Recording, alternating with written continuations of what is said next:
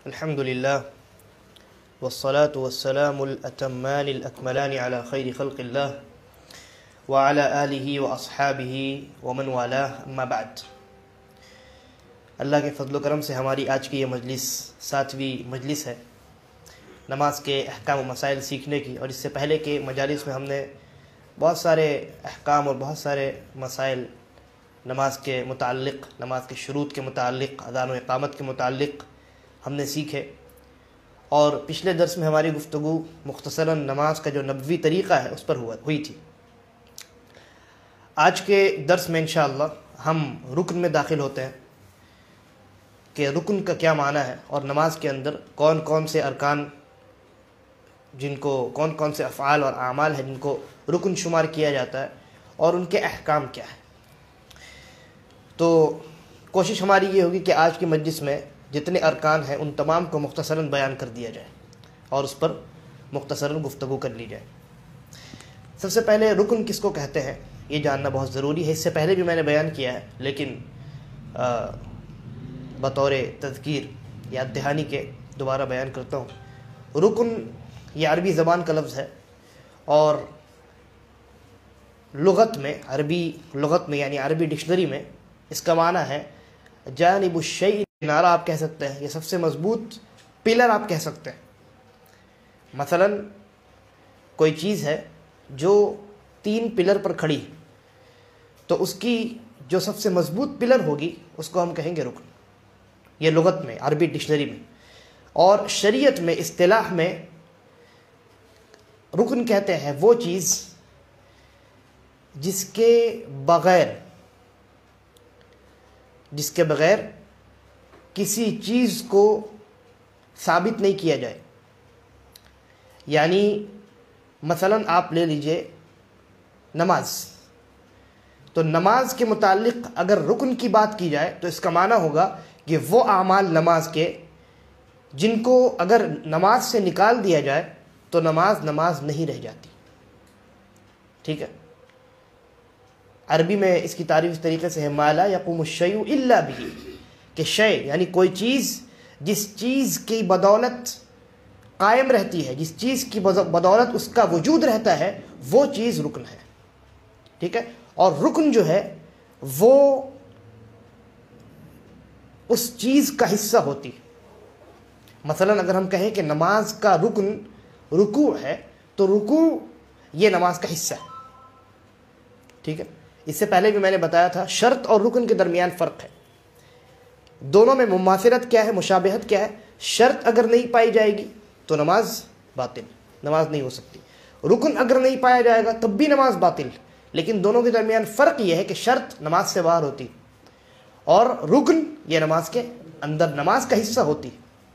ٹھیک ہے، اور رکن کے احکام میں سے یہ ہے کہ اگر کسی نے رکن کو جان بوجھ کر چھوڑ دیا تو نماز باطل۔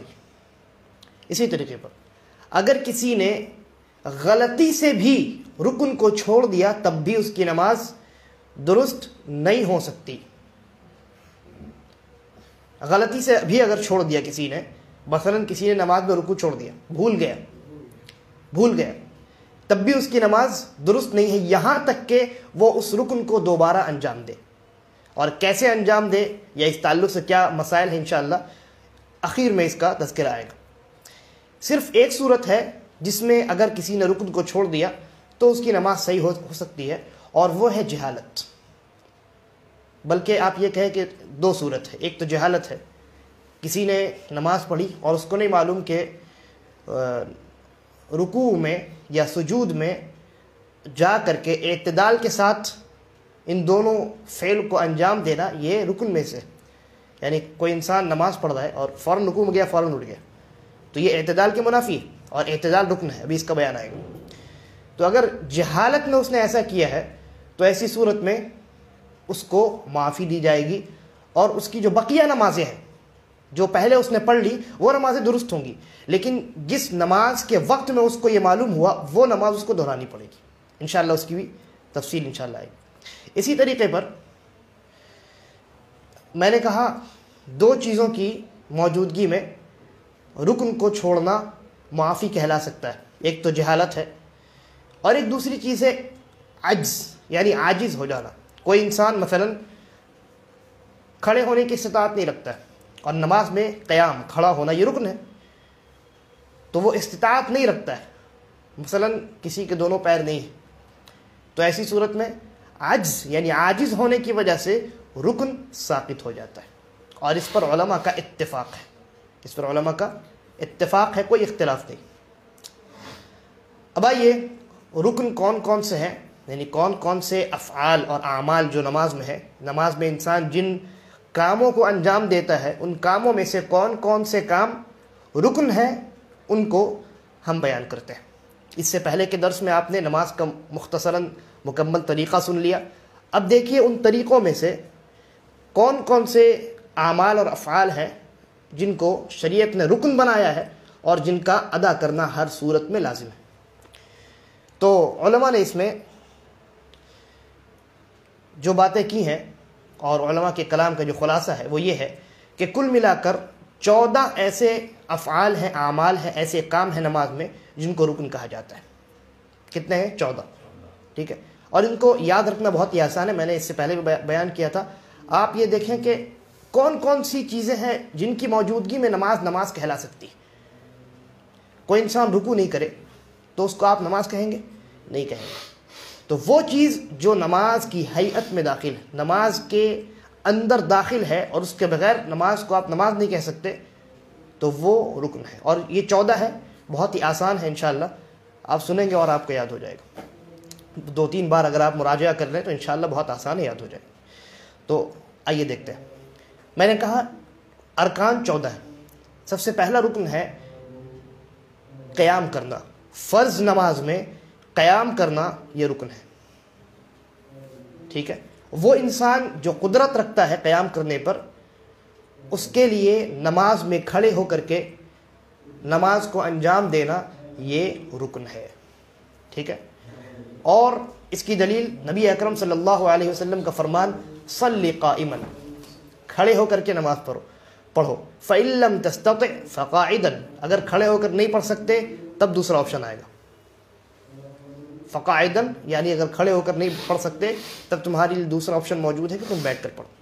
فَإِن لَّمْ تَسْتَطِعْ فَعَلَى جُنُوب، اگر تم کھڑے ہو کر کے نہیں پڑھ سکتے تو ایک پہلو لیٹ کر کے، یعنی اس حالت میں اگر ہو تو اس حالت میں نماز پڑھو، تب تمہارے اوپر سے یہ جو قیام ہے یہ ساقط ہو جائے گا، ٹھیک ہے۔ یہ صحیح بخاری کی روایت ہے۔ تو اس روایت میں غور کیجیے، اللہ کے نبی صلی اللہ علیہ وسلم نے کہا کھڑے ہو کر نماز پڑھو۔ اگر قدرت نہیں رکھتے ہو تب بیٹھنے کا معاملہ آئے گا، لیکن اگر آپ قدرت رکھتے ہیں تو آپ کے اوپر کھڑے ہو کر کے نماز ادا کرنا یہ واجب اور ضروری ہے۔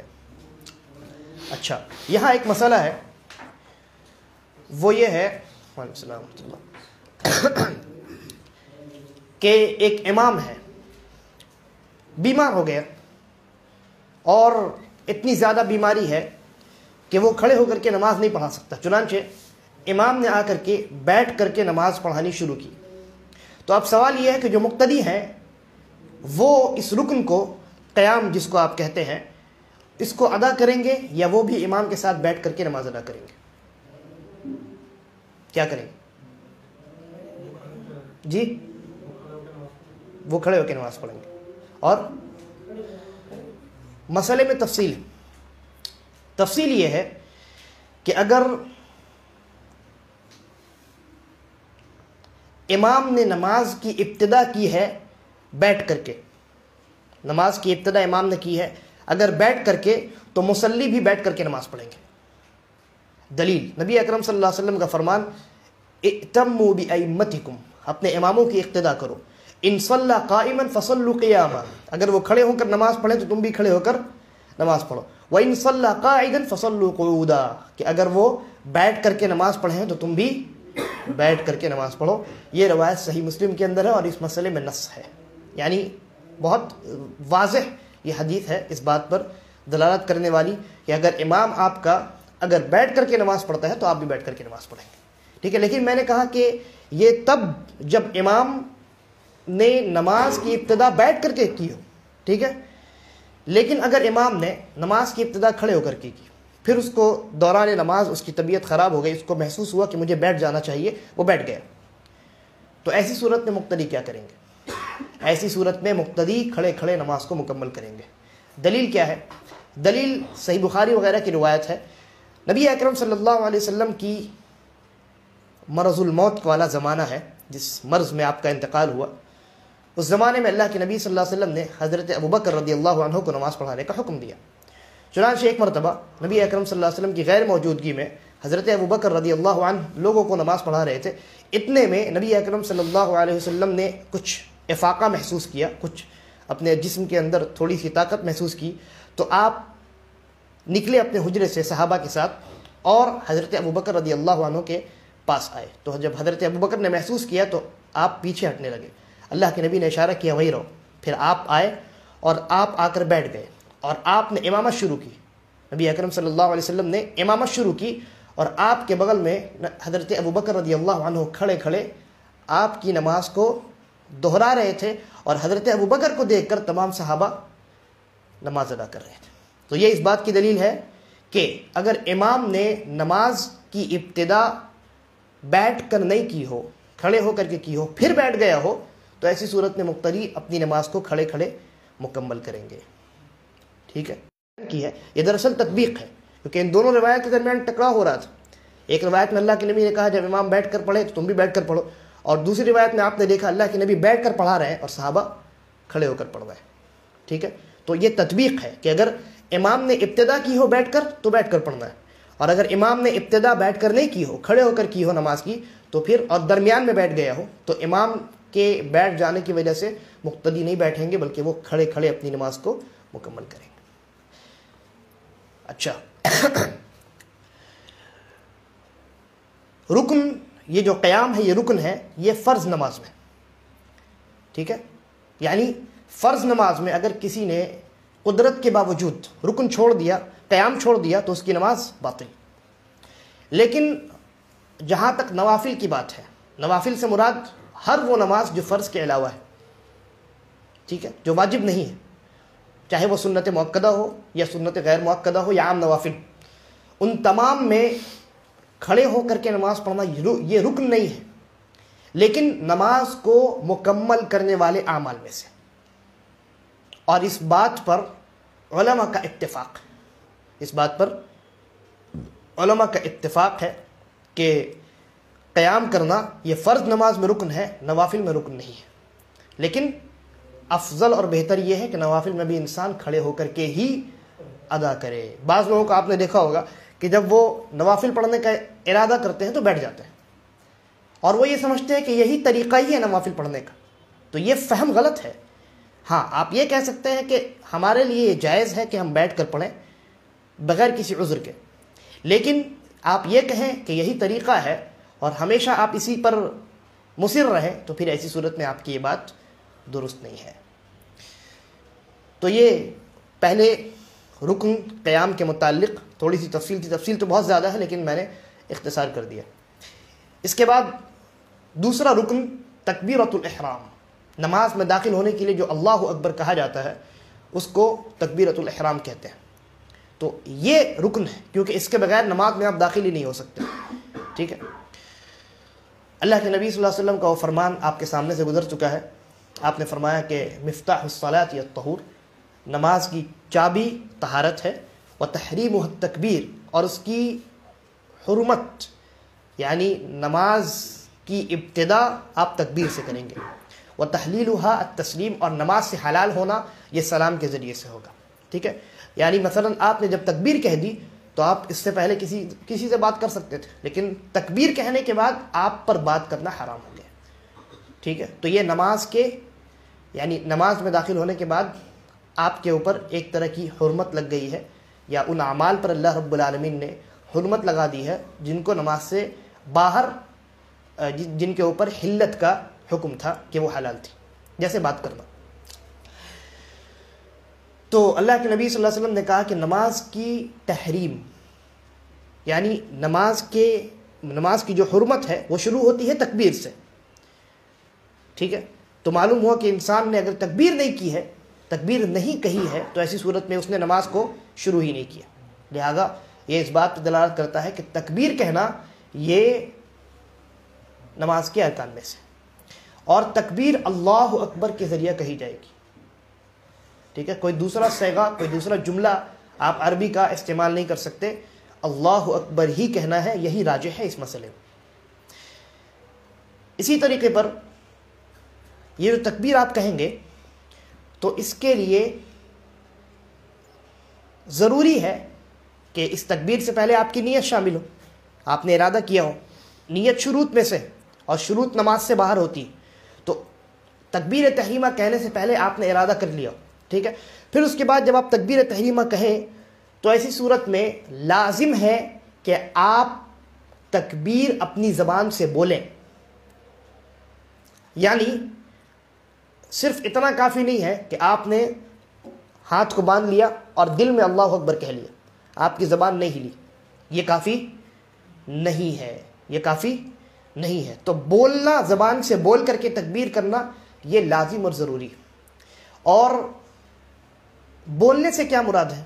بولنے سے مراد یہ ہے کہ انسان اس طریقے سے اللہ اکبر کہے زبان اور ہونٹ کو ہلا کر کے کہ وہ خود اپنی تکبیر کو سن سکے. ٹھیک ہے, اللہ اکبر, اب آپ خود سن سکیں. آپ کا بغل والا سنے نہ سنے اس سے کوئی مطلب نہیں, لیکن آپ خود سنیں, کان سے اپنی خود تکبیر کو سنیں, یہ ضروری ہے. اس کے بعد تیسرا رکن ہے قراءۃ الفاتحہ, یعنی سورۃ الفاتحہ کی قراءت کرنا, اس کو پڑھنا. اور اس کی دلیل نبی اکرم صلی اللہ علیہ وسلم کا فرمان ہے لا صلاۃ لمن لم یقرأ بفاتحۃ الکتاب, متفق علیہ. صحیح بخاری اور مسلم کی روایت ہے کہ اس انسان کی نماز صحیح نہیں ہے جس نے سورۃ الفاتحہ کی تلاوت نہیں کی. ٹھیک ہے, تو وہ انسان جو سورۃ الفاتحہ کی تلاوت نہ کرے اس کی نماز باطل ہے, کیونکہ اللہ کے نبی صلی اللہ علیہ وسلم نے نماز کی صحت کو مشروط کر دیا ہے قراءۃ الفاتحہ کے ساتھ. تو سورۃ الفاتحہ کا پڑھنا یہ امام کے لیے بھی ضروری ہے, مقتدی کے لیے بھی ضروری ہے, کیونکہ یہ حدیث عام ہے. اس میں اللہ کے نبی نے یہ نہیں کہا کہ امام نے پڑھ لیا تو مقتدی کی جانب سے ہو گیا, بلکہ ہر ایک کے لیے یہ پڑھنا ضروری ہے. اور اس کے اور بھی بہت سارے دلائل ہیں, لیکن ان سے قطع نظر. اسی طریقے پر سورۃ الفاتحہ کا پڑھنا یہ ہر رکعت کے لیے ضروری ہے. ایسا نہیں ہے کہ انسان نے اللہ اکبر کہہ کر سورۃ الفاتحہ پڑھ لی, اس کے بعد بقیہ تینوں رکعت میں خاموش رہا. ہر رکعت کے لیے, چاہے وہ نفل نماز ہو یا سنت نماز ہو یا فرض نماز ہو, کوئی بھی نماز ہو, اس میں جتنی رکعت ہوں گی تو ہر رکعت میں آپ کو سورۃ الفاتحہ پڑھنی.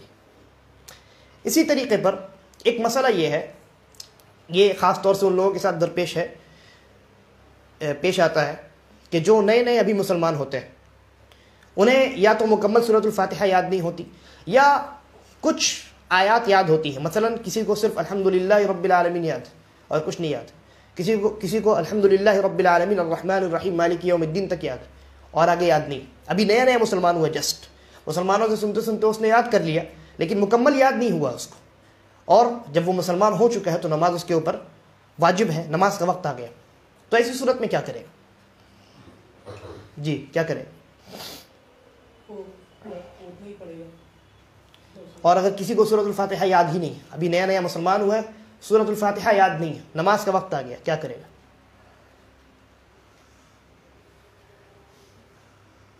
کیا کرے گا؟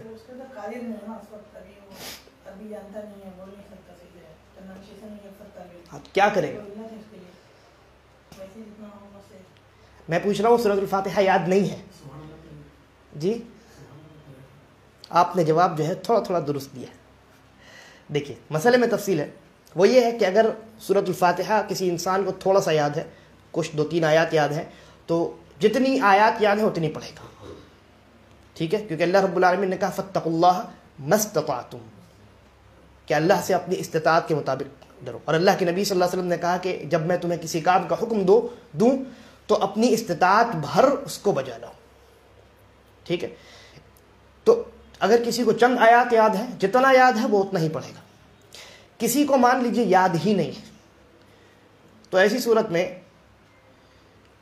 اس کے لیے اللہ کے نبی صلی اللہ علیہ وسلم نے یہ فرمایا کہ ایسا انسان سورۃ الفاتحہ کے بجائے تحمید, تکبیر اور تحلیل کہے گا.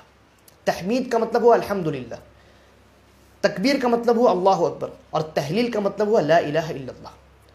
ٹھیک ہے، جس کو سورۃ الفاتحہ نہیں یاد ہے وہ الحمدللہ اللہ اکبر لا الہ الا اللہ پڑھے گا. اور یہ ابو داؤد کی روایت ہے اور صحیح روایت. اسی طریقے پر ابو داؤد کی ایک دوسری روایت ہے، اس میں کچھ دوسرے طرح کے الفاظ ہیں، اسی طرح کے اس سے ملتے جلتے الفاظ ہیں کہ جس انسان کو سورۃ الفاتحہ یاد نہ ہو تو وہ یہ کہے سبحان اللہ والحمد للہ ولا الہ الا اللہ واللہ اکبر ولا حول ولا قوت الا باللہ.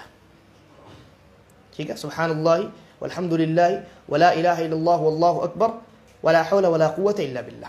تو انسان کو اختیار ہے، چاہے تو وہ یہ کہہ لے یا صرف الحمدللہ اللہ اکبر لا الہ الا اللہ کہے. یہ ان لوگوں کے متعلق کہ جنہوں نے ابھی ابھی اسلام قبول کیا ہے اور نماز کا وقت آ گیا اور ان کو سورۃ الفاتحہ یاد نہیں. لیکن اس کا یہ مطلب نہیں ہے کہ وہ اسی پر بس کرے، بلکہ سورۃ الفاتحہ کو سیکھنا، یاد کرنا یہ ان پر واجب ہے. ٹھیک ہے، یہ حل بتایا گیا ہے، یہ حل بتایا گیا، آپشن نہیں دیا گیا آپ کو. اسی طریقے پر چوتھا رکن ہے الرکوع، یعنی رکوع کرنا. رکوع یہ نماز کے ارکان میں سے ہے، اس پر علماء کا اجماع ہے. اور اللہ رب العالمین نماز کا حکم دیا جا رہا ہے، تو جب اللہ رب العالمین نے نماز کا حکم دیا تو کیا کہا؟ رکوع کرو اور سجدہ کرو. ٹھیک ہے، تو معلوم ہوا کہ نماز کو اللہ کے نبی اللہ رب العالمین نے رکوع سے تعبیر کیا ہے اور سجدے سے تعبیر کیا. تو یہ اس بات پر دلیل ہے کہ رکوع اور سجدہ یہ دونوں نماز کے ارکان میں سے. ہماری ابھی گفتگو رکوع کے تعلق سے چل رہی، تو آپ کو معلوم ہو گیا کہ رکوع یہ نماز کے ارکان میں سے. اب سوال ہے کہ انسان رکوع میں کتنا جھکے، کتنا جھکنا یہ واجب ہے.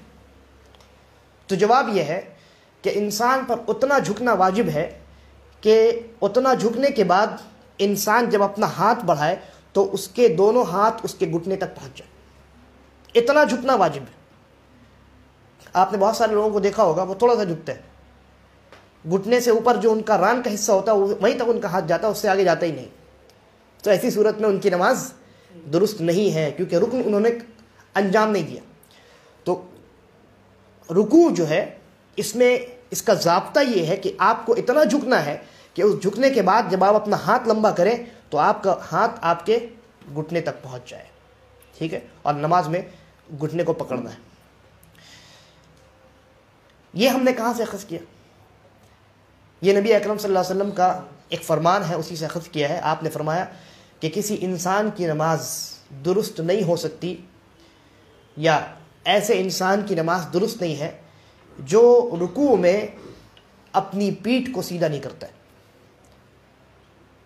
ٹھیک ہے، اب اس حدیث میں غور کیجئے. یہ حدیث ابو داؤد اور ترمذی اور نسائی، ابو داؤد اور نسائی وغیرہ کی، اور شیخ البانی نے صحیح کہا. اس حدیث میں اللہ کے نبی نے کہا کہ وہ انسان جو اپنی پیٹھ کو سیدھا نہیں کرتا ہے اس کی نماز درست نہیں ہے.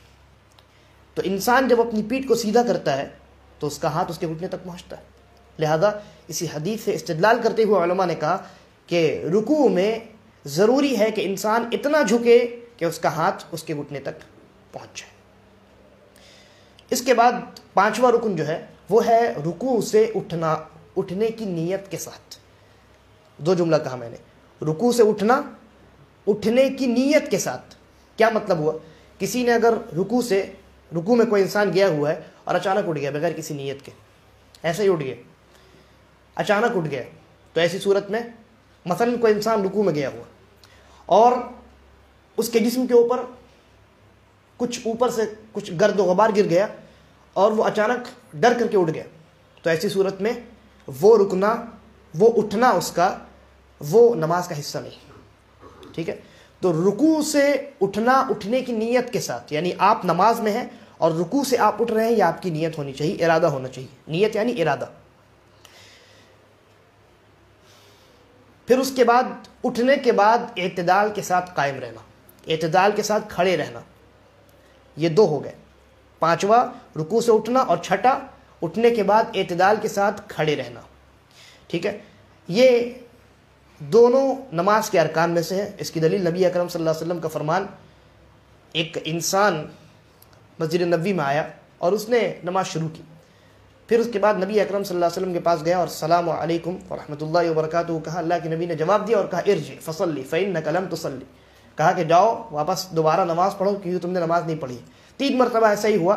پھر اس کے بعد اس انسان نے کہا کہ مجھے اللہ کے نبی اس سے بہتر نہیں آتی نماز، آپ مجھے سکھا دیجئے. تو اللہ کے نبی صلی اللہ علیہ وسلم نے اس صحابی کو نماز کا طریقہ وہیں اسی وقت اللہ کے نبی نے سکھایا تھا. تو وہ ایک لمبی حدیث ہے، ٹھیک ہے. اس حدیث میں اللہ کے نبی صلی اللہ علیہ وسلم جب اس صحابی کو نماز کا طریقہ سکھا رہے تھے تو آپ نے کہا کہ ثم ارفع حتى تعتدل قائما، رکوع میں جانے کے بعد رکوع سے اٹھو یہاں تک کہ اعتدال کے ساتھ کھڑے ہو جاؤ، ٹھیک ہے. تو یہ دونوں صیغے امر کے صیغے، آپ نے حکم دیا ہے کہ رکوع سے اٹھو تو اٹھنا واجب ہے، اور اٹھنے کے بعد کہا کہ اعتدال کے ساتھ کھڑے ہو جاؤ تو اعتدال کے ساتھ کھڑے ہونا یہ بھی واجب ہے اور ارکان میں سے، ٹھیک ہے. آپ کہیں گے کہ رکوع سے اٹھنے کا ذکر کیوں کیا جا رہا ہے؟ آدمی رکوع میں گیا تو اٹھے گا ہی، ایسا نہیں ہے. بہت سارے لوگوں کو آپ نے دیکھا ہوگا جو رکوع میں جاتے ہیں پھر تھوڑا سا اٹھتے ہیں پھر وہ سجدے میں چلے جاتے ہیں، ہے نا. تو یہ ان کا عمل غلط ہے.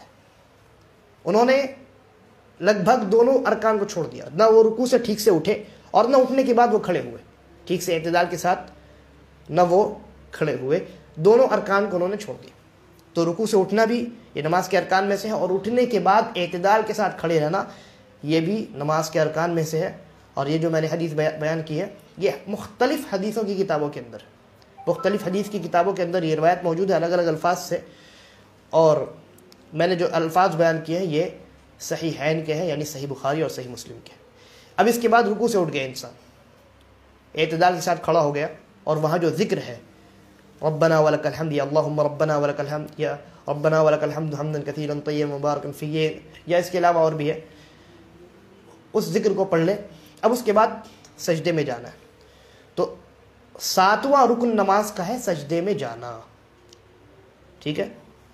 کوئی انسان اگر نماز پڑھے اور سجدہ چھوڑ دے تو اس نے ایک رکن کو چھوڑ دیا، اور ابھی آپ نے سنا کہ رکن کے بغیر نماز نہیں ہو سکتی. اور اس کی دلیل وہی آیت یا ایھا الذین آمنوا ارکعوا واسجدوا، اے ایمان والو رکوع کرو اور سجدہ کرو، یعنی نماز پڑھو. تو نماز کو اللہ کے نبی نے، اللہ رب العالمین نے رکوع سے اور سجدے سے تعبیر کیا ہے. یہ اس بات کی دلیل ہے کہ رکوع بھی رکن ہے اور اسی طریقے پر سجدہ بھی رکن ہے، اور اس پر علماء کا اجماع بھی ہے. اسی طریقے پر اللہ کے نبی صلی اللہ علیہ وسلم نے جب اس صحابی کو جنہوں نے نماز غلط پڑھی تھی اور آپ نے کہا کہ دوبارہ نماز پڑھو، انہوں نے کہا کہ مجھے اس سے بہتر نہیں آتی، پھر اللہ کے نبی نے ان کو نماز کا طریقہ سکھایا. اس میں آپ کے الفاظ تھے ثم اسجد حتی تطمئن ساجدا، رکوع کے اٹھنے کے بعد، رکوع سے اٹھنے کے بعد پھر سجدہ کرو یہاں تک کہ اطمینان کے ساتھ سجدہ کرو، ٹھیک ہے. تو یہ اس بات پر دلیل ہے کہ آپ کو رکوع کرنی ہے، سجدہ کرنی ہے. اس کے بعد مسئلہ ہے کہ سجدہ آپ جب کریں گے تو کس طریقے کا سجدہ رکن ہے، کس طریقے کا سجدہ، کس کیفیت کا سجدہ یہ ضروری ہے اور رکن ہے. تو جواب یہ ہے کہ سجدہ 7 اعضاء پر کرنا یہ واجب اور ضروری ہے اور یہ رکن ہے. کیا مطلب ہوا؟ کسی انسان نے اگر 7 اعضاء، یعنی اس سے پہلے میں نے بیان کیا کہ پیشانی اور ناک یہ ایک ہوئے، دونوں ہاتھ یہ 2، 1 اور 2 3، دونوں گھٹنے 3 اور 2 5، اور پیر کا کنارہ یعنی انگلیاں، یہ کل ملا کر 7 ہو گئے. تو ان 7 نہیں 7 ہے، یہی یہ جو پیشانی ہے اور یہ ناک ہے یہ دونوں ایک ہی ہے، یہ دونوں ایک ہے. وہی تو میں کہہ رہا ہوں نا، یہ دونوں ایک ہی ہے. اللہ کے نبی نے جب اشارہ کیا تھا تو آپ نے ایسے اشارہ کیا اور پھر اپنے ناک کی جانب بھی اشارہ کیا، تو یہ دونوں ایک ہوئے، ٹھیک ہے. اور صحابہ کی جو روایات ہیں، ہاں 3 ہو گئے، پھر گھٹنا، دونوں گھٹنا 5 ہو گئے، پھر دونوں پیر کی دونوں انگلیاں، پیر کا کنارہ 7 ہو گئے. صحابہ نے جب اس روایت کو بیان کیا تو کہا کہ ہمیں اللہ رب العالمین نے 7 اعضاء پر سجدہ کرنے کا حکم دیا. تو یہ صحابہ کے الفاظ ہیں 7. اور اللہ کے نبی صلی اللہ علیہ وسلم کے بھی کی بھی اس طرح کی حدیث موجود ہے 7 کے الفاظ کے ساتھ۔ بہرحال تو 7 اعضاء پر سجدہ کرنا یہ ضروری ہے۔ کیا مطلب ہوا؟ کسی نے جان بوجھ کر کے اگر سجدے میں ایک ہاتھ اٹھا لیا تو اس کا سجدہ ہوا؟ نہیں ہوا، ٹھیک ہے۔ اچھا، اب ایک مسئلہ ہے، کوئی انسان ہے جس کے دائیں ہاتھ میں کچھ تکلیف ہے، اس کا دائیں ہاتھ اس کے گلے سے رسی باندھ کر کے ایسے لٹکا ہوا ہے، رسی بندھا ہے اور ایسے لٹکا ہوا ہے۔ اب وہ سجدہ کرے گا تو ایسی صورت میں صرف بایاں ہاتھ رکھائے گا، دایاں ہاتھ نہیں رکھائے گا، اور دایاں ہاتھ رکھنا زمین پر یہ واجب ہے۔ تو ایسا انسان کیا کرے گا؟ کیا وہ سجدہ کرے گا یا بیٹھ کر کے یوں ہی تھوڑا سا جھک جائے گا؟ کیا کرے گا؟ کیونکہ آپ نے بہت سارے لوگوں کو دیکھا ہوگا کہ جب اس طرح کا معاملہ ہوتا ہے، کسی کے ہاتھ میں تکلیف ہوتی ہے، دائیں ہاتھ میں یا بائیں ہاتھ میں، ٹھیک ہے، تو وہ کیا کرتے ہیں؟ وہ بیٹھ کر نماز پڑھتے ہیں اور سجدے کے موقع سے وہ تھوڑا سا جھک جاتے ہیں۔ تو کیا ان کا یہ عمل درست ہے؟ قاعدہ یاد رکھیے، قاعدہ یہ ہے کہ وہ انسان جو کسی عبادت کے کسی حصے پر قدرت رکھتا ہو، اس کے لیے واجب ہے کہ وہ اس حصے کو انجام دے۔ کوئی انسان عبادت ہے، آج حصہ واجب ہے۔ قاعدہ آپ نے سن لیا، اب آئیے اس مسئلے میں اس کو فٹ کرتے ہیں۔ انسان جب سجدے میں جائے گا، اس کا دایاں ہاتھ بندھا ہوا ہے، وہ اپنے دائیں ہاتھ کو زمین پر نہیں رکھ سکتا، لیکن کیا وہ اپنے پیشانی اور ناک کو نہیں رکھ سکتا؟ رکھ سکتا ہے۔ بائیں ہاتھ کو بھی رکھ سکتا ہے، اس کے دونوں گھٹنے بھی صحیح سلامت ہے، پیر بھی صحیح سلامت ہے۔ تو ایسی صورت میں ایسا انسان کیا کرے گا؟ ایسا انسان راجح قول کے مطابق سجدہ کرے گا، البتہ وہ اپنے دائیں ہاتھ کو زمین پر نہیں رکھے گا، بائیں ہاتھ کو رکھے گا اور اپنی پیشانی کو رکھے گا، ٹھیک ہے، اور پھر اس کے دونوں گھٹنے بھی زمین پر لگے ہوں گے اور پیر بھی دونوں زمین پر لگے ہوں گے۔ تو اس طریقے سے وہ انسان سجدہ کرے گا۔ اسی طریقے پر 8واں رکن سجدہ سے اٹھنا، یہ ضروری ہے، کیونکہ اگر آپ سجدے سے اٹھیں گے نہیں تو پھر اس کے بعد دوسرا سجدہ کیسے کریں گے؟ ٹھیک ہے، بلکہ جب تک آپ سجدے سے اٹھیں گے نہیں تب تک 2 سجدوں کے درمیان آپ بیٹھیں گے کیسے؟ تو سجدہ سے اٹھنا یہ بھی نماز کے ارکان میں سے ہے۔ اس کے بعد 9واں رکن دونوں سجدوں کے درمیان بیٹھنا، دونوں سجدوں کے درمیان بیٹھنا۔ ایک سجدہ انسان نے کیا، اب اس سجدے سے اٹھ گیا، اب جب دوسرا سجدہ کرے گا تو 2 سجدوں کے درمیان وہ جو بیٹھا ہوا ہے، اس بیٹھنے کو علماء نے ارکان میں شمار کیا۔ یعنی کیا مطلب ہوا؟ کوئی انسان اگر سجدہ میں گیا، اٹھا پھر فوراً چلا گیا، تو ایسی صورت میں، یا مکمل اٹھا نہیں ویسے ہی چلا گیا، کوئی انسان سجدے میں گیا، تھوڑا سا اٹھا پھر سجدے میں چلا گیا، تو ایسی صورت میں اس نے رکن کو چھوڑ دیا۔ اور اس کی دلیل وہی حدیث ہے صحابی کو جو اللہ کے نبی صلی اللہ علیہ وسلم نے سکھائی تھی پوری نماز، تو اس میں آپ کے الفاظ تھے ثم ارفع حتى تطمئن جالسا، پھر سجدے سے اپنا سر اٹھاؤ یہاں تک کہ اطمینان کے ساتھ بیٹھ جاؤ۔ تو یہ الجلوس بین السجدتین، 2 سجدوں کے درمیان بیٹھنا، یہ نماز کے ارکان میں سے ہے۔ بہت سارے لوگ اس معاملے میں غفلت برتتے ہیں، تو ان کو خیال رکھنا چاہیے۔ اس کے بعد 10واں رکن ہے نماز میں سکون اور اطمینان کا ہونا۔ سکون اور اطمینان کا ہونا تمام ارکان میں، جتنے ارکان کا بھی بیان ہوا اور اس کے بعد بیان ہوگا، تمام ارکان میں سکون اور اطمینان کا ہونا یہ نماز کے ارکان میں سے۔ کیوں؟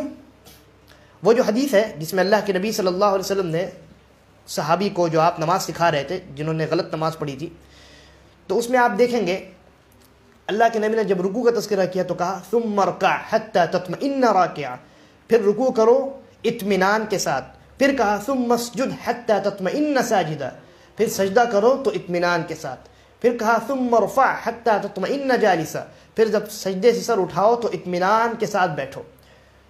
تو اللہ کے نبی صلی اللہ علیہ وسلم کا بار بار اطمینان اور سکون کا لفظ دہرانا یہ اس بات کی دلیل ہے کہ اطمینان اور سکون نماز کے ہر رکن میں، یہ نماز کے ہر رکن میں رکن ہے۔ اطمینان یہ بذات خود رکن ہے، اور یہ کہاں پایا جانا چاہیے؟ ہر رکن میں پایا جانا چاہیے، ٹھیک ہے۔ اسی طریقے پر نبی اکرم صلی اللہ علیہ وسلم کا فرمان، جس کو امام ابن ماجہ وغیرہ نے روایت کیا اور روایت صحیح ہے، کہ اے مسلمانوں کی جماعت، تم میں سے وہ انسان جو رکوع اور سجدے میں اپنی پیٹھ کو سیدھا نہیں کرتا ہے تو ایسی صورت میں اس کی نماز نہیں۔ تو پیٹھ سیدھا کب کرے گا انسان؟ جب اس کے اس عمل میں اطمینان اور سکون ہوگا، تبھی نہ کرے گا، ورنہ جھٹکا سے گیا اور جھٹکا سے اٹھ گیا تو پھر اس نے اپنی پیٹھ سیدھی ہی نہیں کی۔ اس معنی کی اور بھی روایات موجود ہیں جو اس بات پر دلالت کرتی ہیں کہ نماز میں سکون اور اطمینان یہ نماز کے ارکان میں سے۔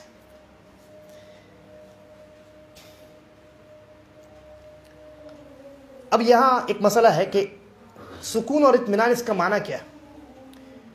اس کا معنی یہ ہے کہ انسان جب سجدہ کرے، اس کے معنی میں تھوڑا سا اختلاف ہے۔ بعض علماء نے یہ کہا کہ اطمینان کا معنی یہ ہے کہ انسان اس رکن میں جو ذکر ہے، جو دعا ہے، اس جو واجب دعا ہے یا جتنی مرتبہ پڑھنا واجب ہے دعا کو، اتنی دیر انسان اسی حالت میں رہے۔ یعنی مثلا رکوع میں کم از کم ایک مرتبہ سبحان ربی العظیم کہنا واجب ہے، تو جتنی دیر انسان ایک مرتبہ سبحان ربی العظیم کہنے میں لگاتا ہے اتنی دیر رکوع کی حالت میں رہنا واجب ہے، اور اسی کو اطمینان اور سکون کہتے ہیں۔ ٹھیک ہے، تو اطمینان اور سکون کا ایک معنی یہ ہوا۔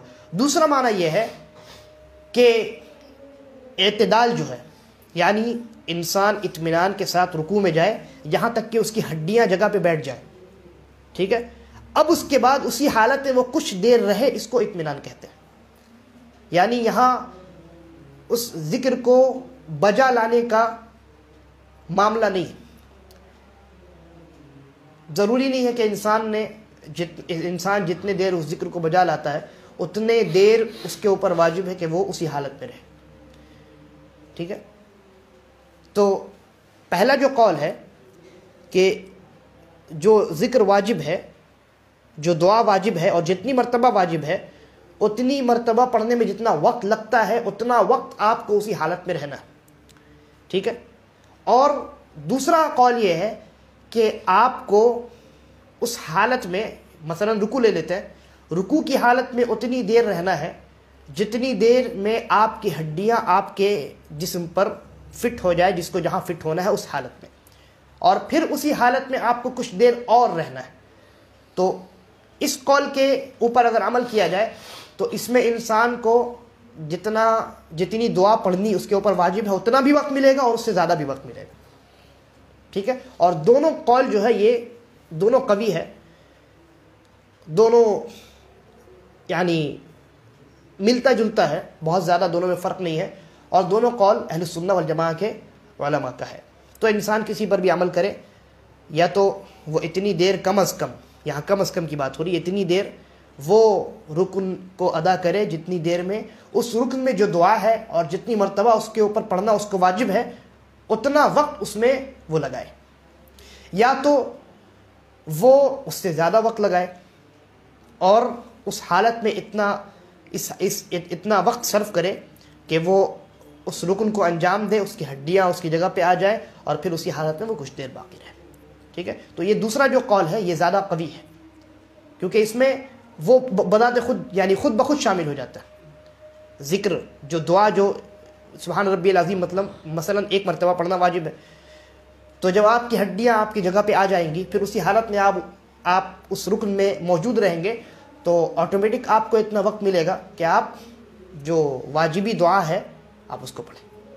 ٹھیک ہے، تو یہ معنی ہے طمانینہ یعنی اطمینان اور سکون کا۔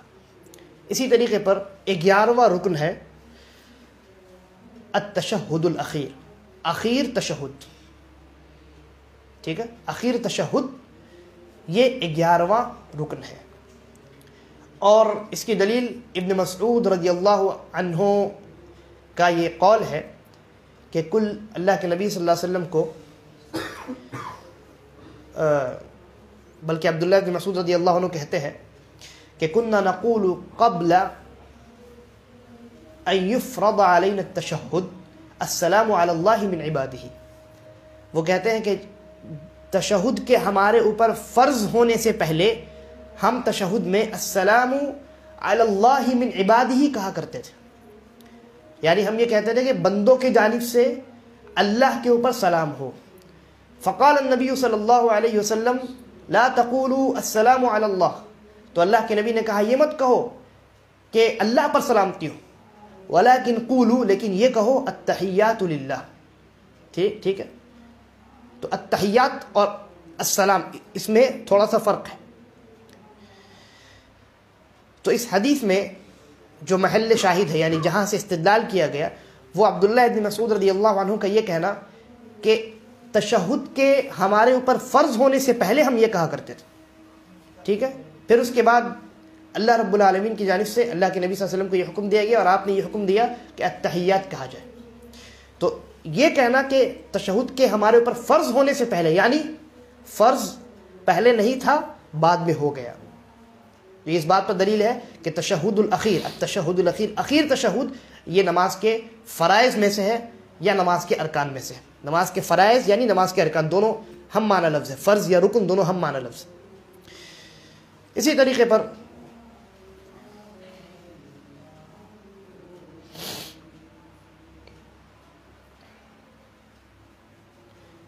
نماز میں جو اخیر تشہد ہے، اس تشہد میں جو دعا ہے اس دعا کو پڑھنا بھی رکن ہے. ٹھیک ہے، التحیات للہ. پاس جو حدیث کی کتاب کو آپ اٹھائیں، مثلا حصن المسلم، اس میں انشاءاللہ ممکن ہے آپ کو دوسرے الفاظ بھی ملیں گے، لیکن ہمارے درمیان جو الفاظ مشہور ہیں التحیات للہ والصلوات والطیبات، تو یہ جو دعا ہے یہ بھی نماز کے ارکان میں سے ہے. یعنی تشہد کے اندر کئی چیزیں ہیں. تشہد کے اندر بنیادی طور پہ دو چیزیں اخیر تشہد میں. پہلی چیز التحیات للہ یہ ہے، اور دوسری چیز نبی اکرم صلی اللہ علیہ وسلم پر درود اور سلام پڑھنا، بلکہ سلام تو اس میں ہو گیا، درود پڑھنا. تشہد جب آپ پڑھتے ہیں تو اس میں السلام علیکہ ایھا النبی پڑھتے ہیں، اے نبی آپ پر سلامتی ہو. اب بچ گیا درود، تو درود پڑھنا بھی یہ تشہد میں نماز کے ارکان میں سے. ٹھیک ہے، اور اس کی دلیل صحابہ کرام کہتے ہیں، بلکہ صحابہ کرام نبی اکرم صلی اللہ علیہ وسلم کے پاس تشریف لائے اور کہا کہ اللہ کے نبی، ہم نے یہ تو جان لیا کہ آپ پر سلام کیسے پڑھیں، اللہ رب العالمین نے ہمیں آپ پر سلام اور درود پڑھنے کا حکم دیا ہے، ہم نے یہ جان لیا کہ سلام کیسے پڑھیں، آپ یہ بتائیے ہم آپ پر درود کیسے پڑھیں. تو صحابہ کرام نے یہ کہا کہ اللہ رب العالمین نے ہمیں آپ پر سلام اور درود پڑھنے کا حکم دیا. یہ اللہ نے کہاں دیا ہے؟ قرآن مجید میں دیا ہے. اللہ رب العالمین کا فرمان ان اللہ و ملائکتہ یصلون علی النبی.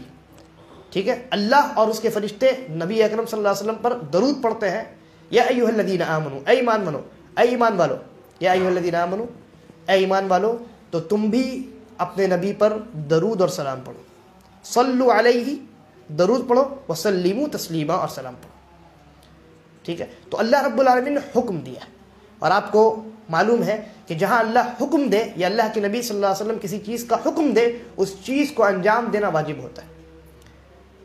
تو اسی لیے صحابہ نے کہا اے اللہ کے نبی، ہمیں ہمارے رب نے آپ پر سلام پڑھنے کا حکم دیا ہے، وہ تو ہم نے جان دیا، التحیات للہ والصلوات والطیبات، السلام علیکہ ایھا النبی، اے نبی آپ پر سلامتی ہو، سلام تو ہم نے پڑھ لیا، درود کیسے پڑھیں؟ تو جب یہ سوال کیا تو اللہ کے نبی صلی اللہ علیہ وسلم نے پھر درود کے جو الفاظ ہم پڑھتے ہیں، اللہم صلی علی محمد، درود ابراہیمی، وہ اللہ کے نبی صلی اللہ علیہ وسلم نے، اس کے اور بھی دوسرے الفاظ بھی موجود ہیں درود کے، تو اللہ کے نبی صلی اللہ علیہ وسلم نے وہ سکھائی. صحیح مسلم کے اندر جو درود کے الفاظ ہیں وہ یہ ہے، اللہم صلی علی محمد وعلی آل محمد کما صلیت علی ابراہیم. ٹھیک ہے، پھر اس کے بعد وبارک علی محمد وعلی آل محمد کما بارکت علی ابراہیم فی العالمین انک حمید مجید. یہ الفاظ صحیح مسلم میں موجود ہیں. تو جیسا کہ میں نے کہا درود کے کئی الفاظ ہیں، ان میں سے یہ الفاظ بھی ہیں، اور اس کے دوسرے الفاظ میں سے درود ابراہیمی بھی شامل ہے.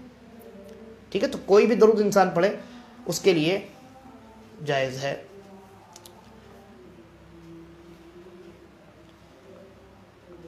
اسی طریقے پر ایک اور حدیث ہے مسند احمد وغیرہ کی، اللہ کے نبی صلی اللہ علیہ وسلم نے ایک انسان کو نماز میں دعا کرتے ہوئے سنا، اور اس نے نہ اللہ کی تعریف کی اور نہ نبی اکرم صلی اللہ علیہ وسلم پر درود پڑھا. تو اللہ کے نبی نے کہا عجل ھذا، اس نے جلد بازی کر دی. پھر کہا ثم دعاہ، پھر اس کو بلایا، اور اس انسان سے بھی اور دوسرے جتنے لوگ تھے سب سے کہا اذا صلی احدکم، جب تم میں سے کوئی نماز پڑھے فلیبدأ بتحمید ربہ جل وعز، تو اپنے رب کی حمد و ثنا سے اس کی ابتدا کرے. یعنی یہاں تشہد کی بات ہو رہی، تشہد الاخیر کی بات ہو رہی.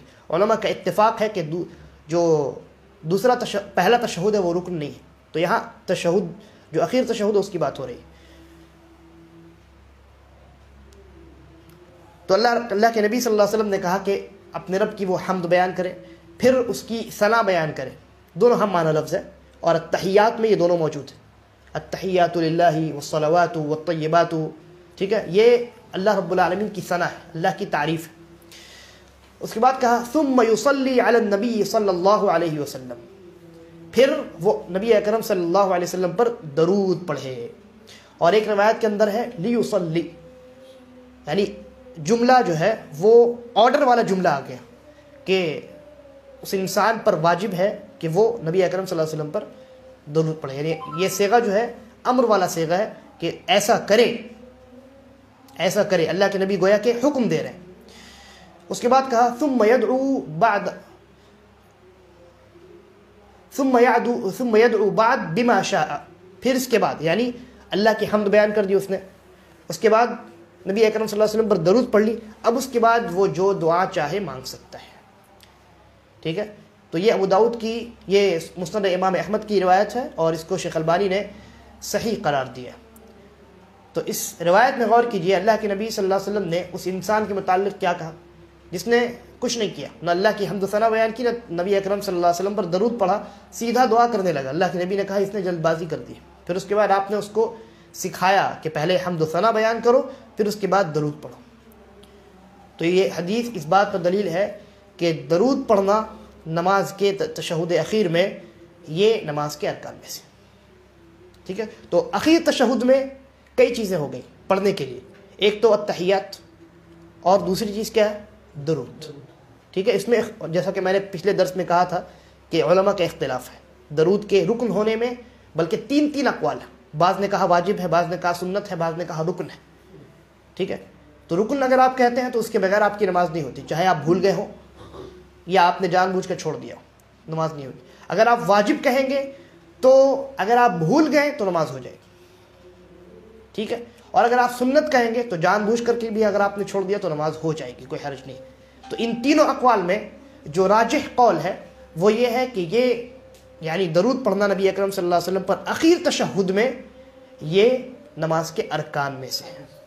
ٹھیک ہے، اور پہلے تشہد میں درود پڑھنا یہ نماز کے ارکان میں سے نہیں، جس کا میں نے بیان کچھ اس پر روشنی ڈالی تھی کہ اللہ کے نبی صلی اللہ علیہ وسلم پہلے تشہد میں بیٹھتے اور اتنی جلدی اٹھ جاتے گویا کہ آپ گرم پتھر پر بیٹھے ہوئے. اور یہی عمل ابو بکر رضی اللہ عنہ کا بھی تھا. اسی طریقے پر اس کے بعد آتے ہیں 12واں جو رکن ہے وہ ہے تشہد بیٹھ کر کے پڑھنا. اخیر تشہد کے لیے بیٹھنا اور پھر اسی بیٹھک میں سلام پھیرنا. ٹھیک ہے، تو یہ بیٹھنا جو ہے یہ بھی نماز کے ارکان میں سے. مثلا کوئی انسان اگر اخیر رکعت میں اخیر سجدے میں گیا اور پھر اس کے بعد وہ لیٹ گیا، لیٹ کر کے اس نے تشہد پڑھنا شروع کر دیا تو اس نے رکن کو چھوڑ دیا. ٹھیک ہے، بیٹھا نہیں وہ. تو بیٹھنا یہ ضروری ہے تاکہ وہ تشہد پڑھے یعنی تحیات پڑھے اور نبی اکرم صلی اللہ علیہ وسلم پر درود بھیجے اور سلام پھیرے. ٹھیک ہے، تو بیٹھنا یہ بھی نماز کے ارکان میں سے، اور اس پر بھی علماء کا اجماع ہے. اسی طریقے پر 13واں رکن ہے سلام پھیرنا. نبی اکرم صلی اللہ علیہ وسلم نے کہا وَتَحْلِيلُهَا التَّسْلِيمُ، نماز سے حلال ہونا یہ سلام کے ذریعے سے ہو سکتا ہے.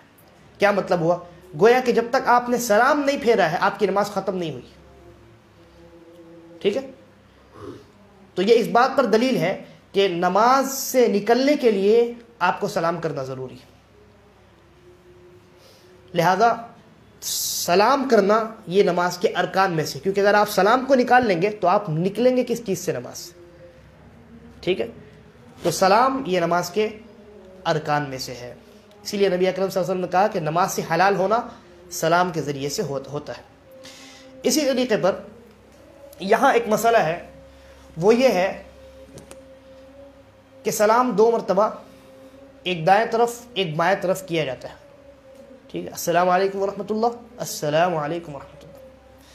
یہاں بعض علماء نے کہا کہ دونوں طرف سلام پھیرنا رکن ہے، دونوں طرف سلام پھیرنا یہ رکن ہے، یعنی کوئی انسان اگر ایک طرف سلام پھیر کر اٹھ گیا تو اس کی نماز پوری باطل۔ بعض علماء نے کہا کہ نہیں، دونوں طرف پھیرنا یہ ضروری نہیں ہے، ایک طرف اگر پھیر دیا اس نے تو اس نے رکن کو انجام دے دیا، اب اگر اس کے بعد وہ دوسری طرف نہیں پھیرتا ہے تو اس کی نماز باطل نہیں ہوگی، اس کی نماز باطل نہیں ہوگی، ٹھیک ہے۔ اور یہ جو دوسرا قول ہے یہ قول راجح ہے، یہ قول راجح ہے، گرچہ بعض علماء نے کہا کہ یہ ایک طرف سلام پھیرنا یہ رکن نہیں ہے بلکہ دونوں طرف پھیرنا ضروری ہے، لیکن جو دلیل ہمارے پاس ہے وہ اس بات پر دلالت کرتی ہے کہ ایک طرف سلام پھیرنا یہ رکن ہے اور دوسری طرف پھیرنا یہ رکن نہیں ہے، لیکن اس کو بھی انجام دینا بہتر اور افضل ہے، ٹھیک ہے۔ یعنی اس قول کا مطلب کیا ہوا، کسی انسان نے ایک طرف سلام پھیرا اور اٹھ گیا تو اس کی نماز باطل نہیں ہوگی، ٹھیک ہے۔ اس کی دلیل عائشہ رضی اللہ عنہ کی روایت ہے، سنن الترمذی کی ہے غالباً، جی ہاں سنن الترمذی کی، اور شیخ الالبانی نے صحیح کہا کہ اللہ کے نبی صلی اللہ علیہ وسلم بس اوقات کے الفاظ نہیں حدیث میں، لیکن اس کا مفہوم یہی ہے، اللہ کے نبی صلی اللہ علیہ وسلم بس اوقات صرف دائیں طرف سلام پھیرا کرتے تھے، ٹھیک ہے۔ تو یہ ایک روایت ہوئی، اس کے علاوہ اور بھی بہت ساری روایت متعلق یہ، اور اس حدیث میں ہے کہ اللہ کے نبی نے ایک طرف سلام پھیرا، اور یہ بھی حدیث صحیح ہے وہ بھی حدیث صحیح ہے۔ تو ایسی صورت میں دونوں حدیثوں کے درمیان تطبیق دی جائے گی اور یہ کہا جائے گا کہ ایک طرف سلام پھیرنا یہ واجب ہے، یعنی کم از کم منیمم آپ کو ایک طرف پھیرنا ہی، یہ رکن ہے۔ البتہ دونوں طرف پھیرنا یہ زیادہ بہتر ہے، زیادہ افضل ہے، اور یہ سنت ہے، نبی اکرم صلی اللہ علیہ وسلم کا طریقہ ہے، ٹھیک ہے۔ اسی طریقے پر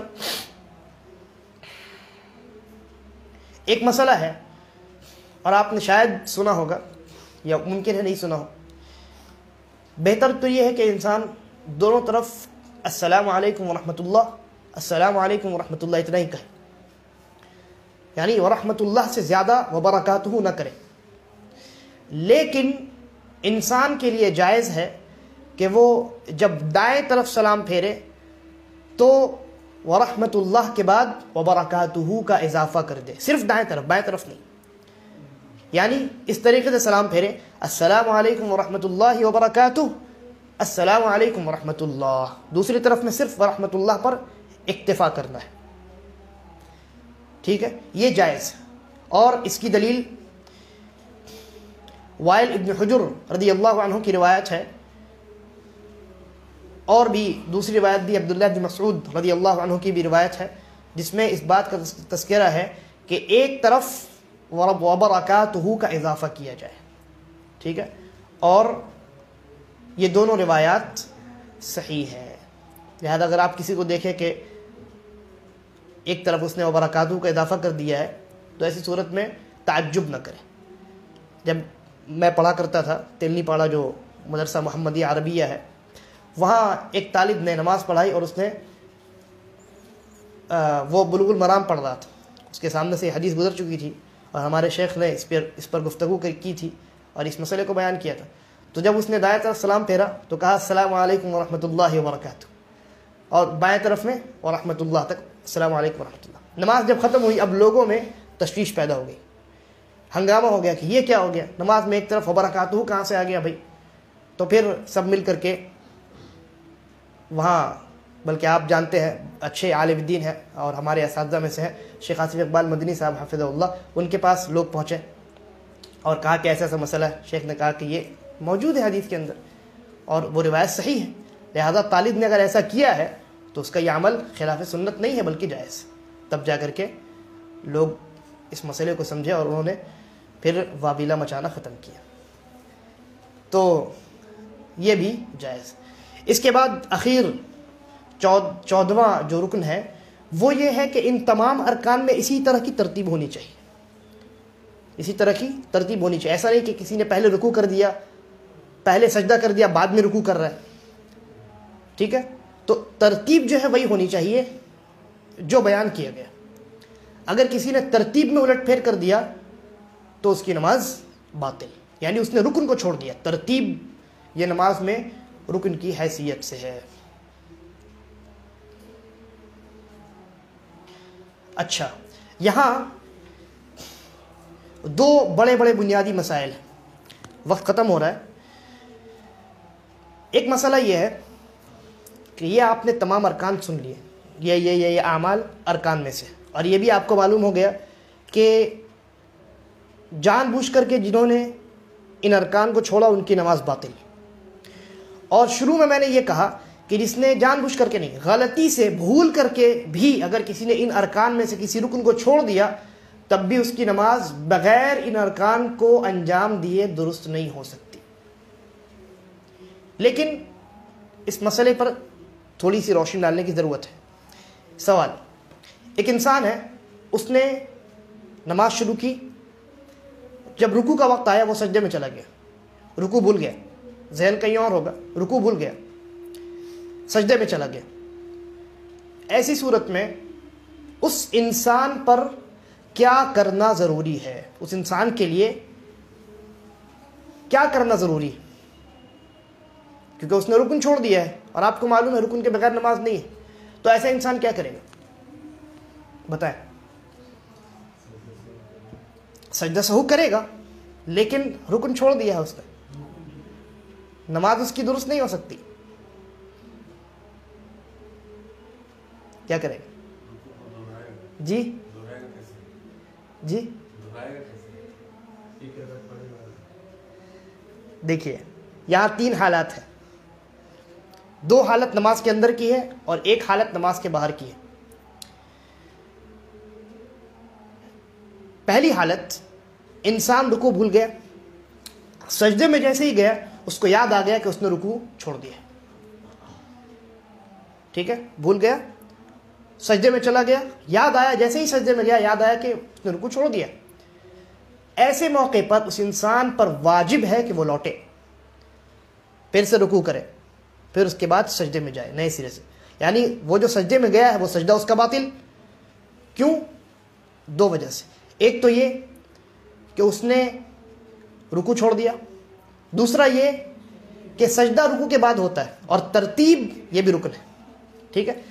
تو اگر رکوع کیا اس نے اور پھر فوراً سجدہ کیا اور اسی سجدے میں اس کو یاد آ گیا کہ میں نے ابھی رکوع چھوڑ دیا ہے، وہ سجدے سے لوٹے گا اور لوٹ کر کے پھر سے رکوع کرے گا، پھر اس کے بعد دوبارہ نئے سرے سے وہ سجدہ کرے۔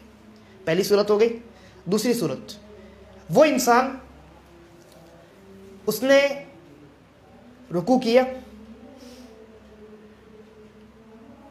دوسری رکعت کا، پہلی رکعت میں اس نے نماز شروع کی، رکوع بھول گیا، سجدے میں چلا گیا، دونوں سجدے مکمل کیے، دوسری رکعت کے لیے کھڑا ہو گیا۔ اب دوسری رکعت میں جب وہ رکوع کر رہا ہے تب اس کو یاد آیا، جا پہلی رکعت کی رکوع تو چھوڑ دیا اس نے۔ سمجھ میں آ رہی بس بات؟ مسئلہ سمجھیے۔ پہلے ایک انسان نے نماز شروع کی، رکوع میں گیا، یعنی رکوع چھوڑ دیا، اس نے نماز شروع کی، رکوع چھوڑ دیا، اس کے بعد سجدے میں چلا گیا، دونوں سجدے مکمل کیے، اس کو یاد نہیں آیا ابھی تک، دوسری رکعت کے لیے کھڑا ہو گیا، پھر اس کے بعد قرات کرنے کے بعد وہ دوبارہ جب رکوع میں گیا دوسری رکعت کے رکوع میں، تب اس کو یاد آیا، جا میں نے تو پہلی رکعت کے رکوع کو چھوڑ دیا ہے، پہلی رکعت میں نے رکوع کیا ہی نہیں۔ تو ایسی صورت میں مسئلہ یہ ہے کہ اس انسان کی جو پہلی رکعت ہے، چونکہ اس رکعت میں اس نے ایک رکن کو چھوڑ دیا ہے، لہذا وہ رکعت باطل، اور یہ جو دوسری رکعت ہے یہ دوسری رکعت اس کی پہلی رکعت بن جائے گی، ٹھیک ہے۔ لہذا وہ اس رکعت کو پہلی رکعت شمار کرے گا، پھر اس کے بعد اسی اعتبار سے وہ نماز کو علی ترتیب مکمل کرے گا۔ دو صورت ہو گئی۔ تیسری صورت، کسی انسان نے نماز شروع کیا، رکوع بھول گیا یا سجدہ بھول گیا، یا جتنے 14 ارکان ہیں ان میں سے کسی بھی ایک رکن کو یا ایک ساتھ کئی ارکان کو وہ بھول گیا، نماز مکمل ختم ہو گئی، نماز ختم ہو گئی۔ ایسی صورت میں وہ انسان کیا کرے گا؟ جی، ایسی صورت میں وہ انسان دوبارہ نماز کو دہرائے گا، مکمل نماز، کیونکہ اس نے نماز کے ارکان کو چھوڑ دیا، اور نماز کے ارکان کو چھوڑنا گویا نماز کو چھوڑ دینا، ٹھیک ہے۔ تو ایسی صورت میں وہ انسان اپنی نماز کو دوبارہ دہرائے گا۔ اچھا، یہ جو غلطی اس نے کی ہے، ہر حالت میں، ٹھیک ہے، ہر حالت میں وہ جو کسی بھی رکن کو بھول گیا ہے اس رکن کو ادا کرنا اس کے اوپر واجب ہے، ساتھ ساتھ سجدہ سہو کرنا بھی اس کے اوپر واجب ہے، ٹھیک ہے۔ وہ انسان سجدہ سہو بھی کرے گا، اور سجدہ سہو جو ہے یہ سلام کے بعد کرے گا کہ پہلے کرے گا، اس کا بیان انشاءاللہ جب ہم سجدہ سہو پر گفتگو کریں گے تب اس کا تفصیلی بیان آئے گا، لیکن اتنا جان لیجئے کہ سلام سے پہلے بھی سجدہ سہو جائز ہے، اتفاق ہے علماء کا، اور سجدہ سہو سلام کے بعد بھی جائز ہے، اتفاق ہے علماء کا، ٹھیک ہے۔ تو یہ ایک مسئلہ ہوا۔ دوسرا مسئلہ، ایک انسان سجدے میں گیا، اب اس کو شک ہو رہا ہے کہ وہ اس نے رکوع کیا ہے کہ نہیں کیا، ایسے موقع سے کیا کرے گا؟ جی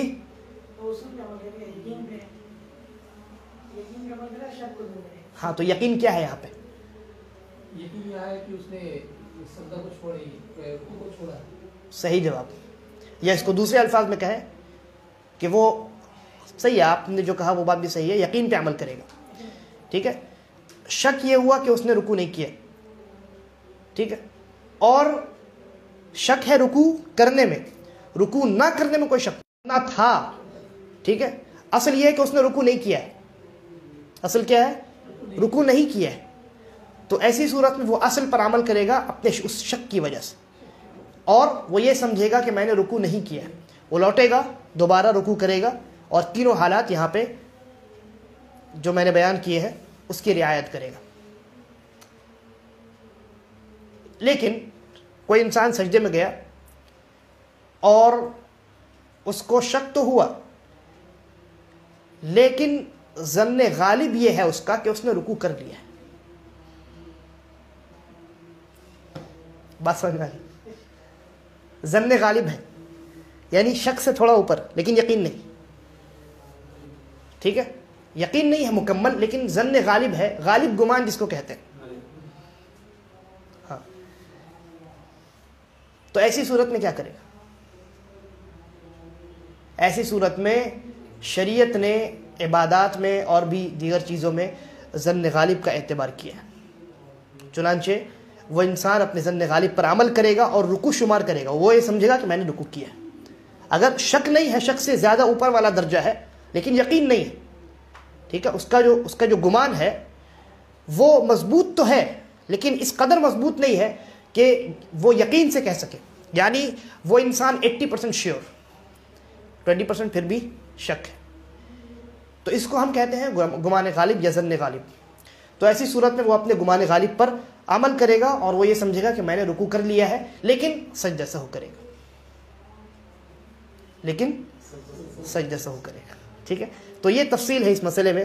اس کے بعد ایک مسئلہ بچ جاتا ہے کرسی پر نماز پڑھنے والا مسئلہ، انشاءاللہ اس میں تھوڑی تفصیل ہے، تو اس کو ہم اگلے درس کے لیے رکھتے ہیں۔ اللہ تبارک و تعالی ہم تمام کو صحیح سمجھ کی توفیق عطا فرمائے اور ہمارا خاتمہ ایمان اور اسلام پر کرے، آمین۔ ھذا واللہ اعلم وصلی اللہ علی نبینا وسلم۔